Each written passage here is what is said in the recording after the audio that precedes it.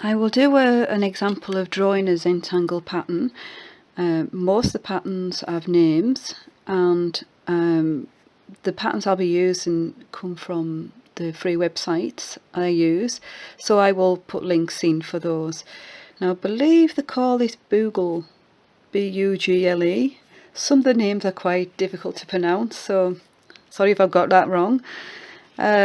And there are instructions. So you have stages. This one has 5 stages, and then an example of coloured in or shaded.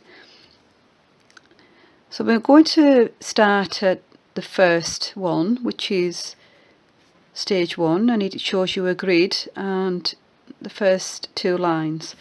Now I will have to move my page around to be able to colour, so you don't have to mind that.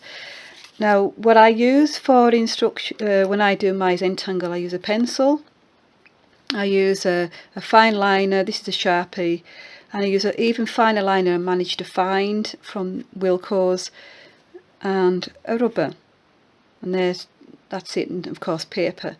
I tend to use paper with not too much tooth on it because it catches at the drags on the pens. I tend to start my Zentangle using pencil, just choice, so in case I go wrong and I can rub it out. Not everybody's not the same, some people just go right into pen. So the first stage is this one here with 2 lines. So I'm turning my page that way to make it easier, and it's 2 lines.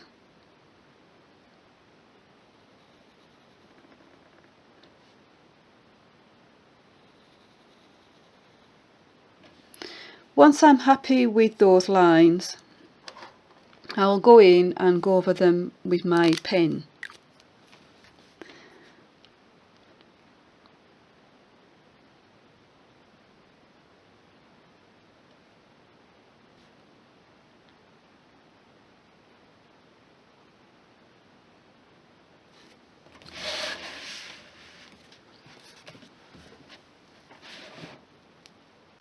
Well, stage 2 is this one here, and it's 2 lines joining up with this line here, like a V shape, coming from the corner.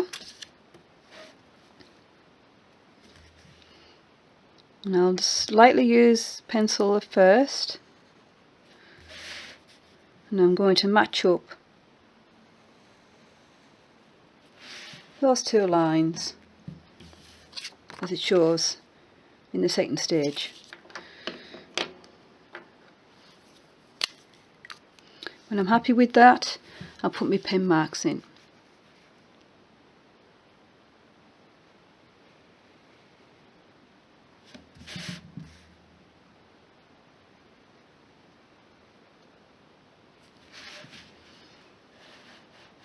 Stage 2. Now stage 3 is this pattern at the top corner. Looks like 3 marks going the other way. Now I tend to have to adapt these depending on how I want to draw it or how I understand it. So the first one I would draw would be this solid triangle.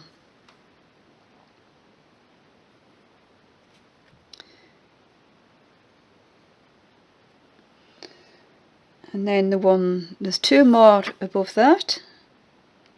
Put those 2 lines in. Again, lightly with pencil for me. This works better for me, this.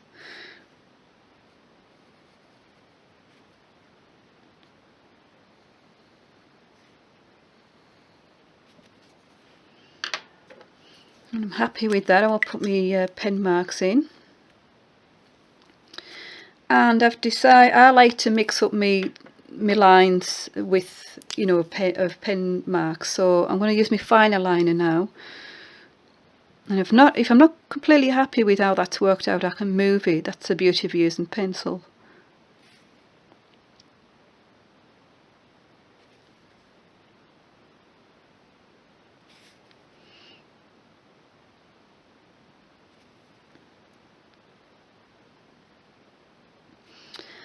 I tend to rub out my pencil marks later on when my ink has dried. Now I will colour in this section. You can use black pencil if you wish.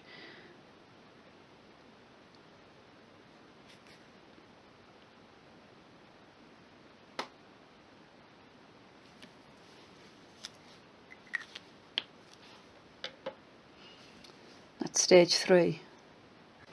Now stage 4 are these lines that's been drawn in to the pattern, and again I'm going to turn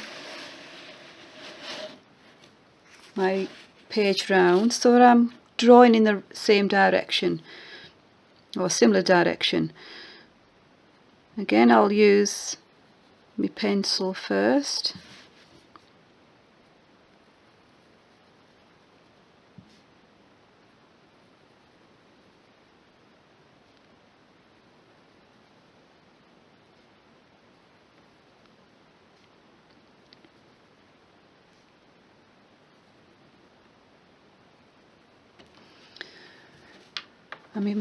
And if I'm happy with that,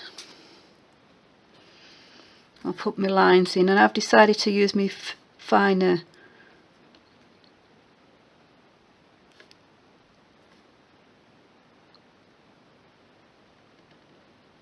just because I like the difference.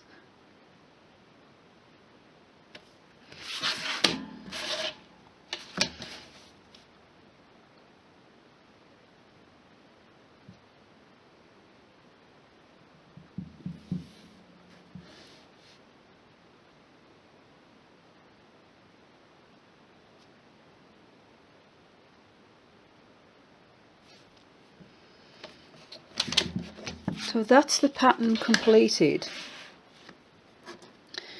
But the other examples on here are, the 5th one is unshaded and the other variation is with black shading.